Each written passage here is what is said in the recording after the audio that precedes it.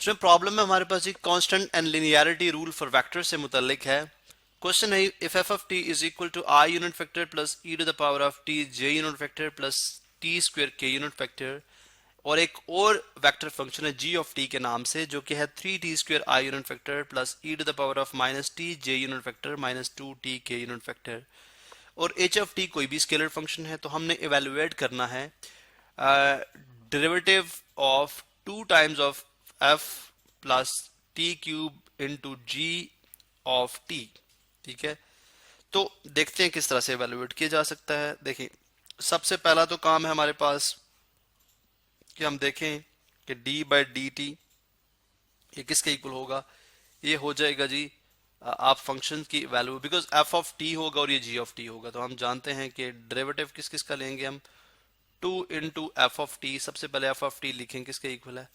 वो है i unit factor plus e to the power of t j unit factor और plus t square k unit factor, t square k unit factor. ठीक है, उसके बाद plus t cube g of t, g of t किसके बराबर है, वो है 3t² i unit factor plus e to the power of minus t j unit factor और minus 2t k unit factor. ये हमारे पास एफ ऑफ टी और जी of T आ गए। ठीक है, अब हम देखते हैं कि डी बाई डी टी ये बन जाएगा, अब मल्टीप्लाई होंगे, ये बन जाएगा 2 i unit factor plus 2 e to the power of t j unit factor, यानी स्केलर मल्टीप्लिकेशन, हर एक के साथ जो है वो मल्टीप्लाई होगा बारी बारी। ठीक है, plus 2t² k unit factor plus 3t5 i unit factor plus t cube e to the power of minus t j unit factor और प्लस इंटू माइनस 2t4 के यूनिट फैक्टर,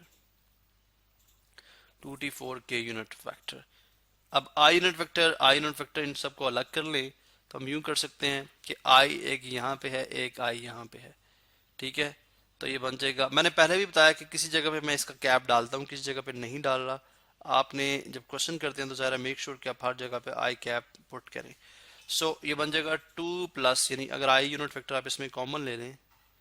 तो ये बन जाएगा हमारे पास, ये देखें ये हमारे पास क्या बन जाएगा यहाँ पे 2 प्लस 3t5। ठीक है, 3t5। इस तरह से अगर आप j कॉमन ले लें, ये j है और ये j है, तो अगर आप प्लस j कॉमन ले लें, j यूनिट वेक्टर कॉमन ले लें तो ये बन जाएगा, ये बन जाएगा 2e to the power of t और plus e to the power of minus t t cube. ठीक है, और प्लस अगर आप k यूनिट वेक्टर कॉमन ले लें तो ये बन जाएगा हमारे पास, k कहाँ पे है, यहाँ पे है 2t² माइनस 2t4। अब आप डिराइव करेंगे, लेकिन आप सबसे पहले डायरेक्टली यहाँ से ड्राइव किया जा सकता है, लेकिन आप वन स्टेप मोर कर सकते हैं, यानी एक स्टेप और कर सकते हैं। क्या है D by d T of, यानी हर कंपोनेंट को, क्योंकि अगर कोई गिवन जो वेक्टर फंक्शन है वो डिफरेंशिएबल है तो इसका मतलब है उसका एक ही कंपोनेंट डिफरेंशिएबल होता है। तो अगर ये कंपोनेंट अलग से डिफरेंशिएट कर लें 2 plus 3t5 i unit factor, ठीक है, plus d by d t 2 e to the power of t plus e to the power of minus t t cube j unit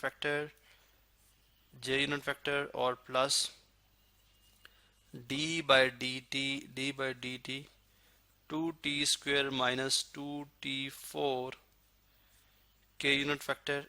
और यहाँ से क्लोज।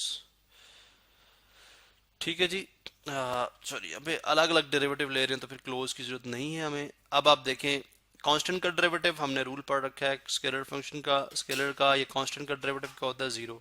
तो 0 प्लस 3 कोफिशिएंट बाहर t5 का क्या होता है 5t4 और ये सब किस में आ रहा है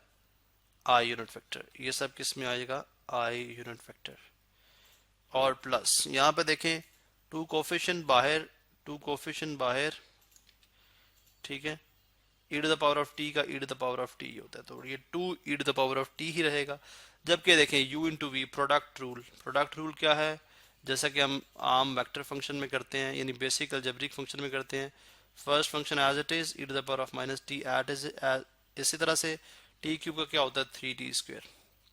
और उसके बाद plus t cube as it is, और e⁻⁻t का क्या होता है -1 इंटू e⁻⁻t।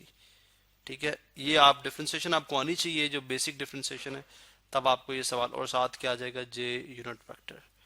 और प्लस आ गया हमारे पास 2 कोफिशिएंट बाहर, t² का क्या होता है 2t, और -2 कोफिशिएंट बाहर, t4 का क्या हो जाएगा 4t³, और साथ आ जाएगा k यूनिट वेक्टर। अब आप इसको सिंप्लीफाई करेंगे और यही हमारे पास डेराइव्ड वेक्टर फंक्शन होगा। तो ये बन जाएगा 3 5 15 t4 i unit vector plus 2 e⁻t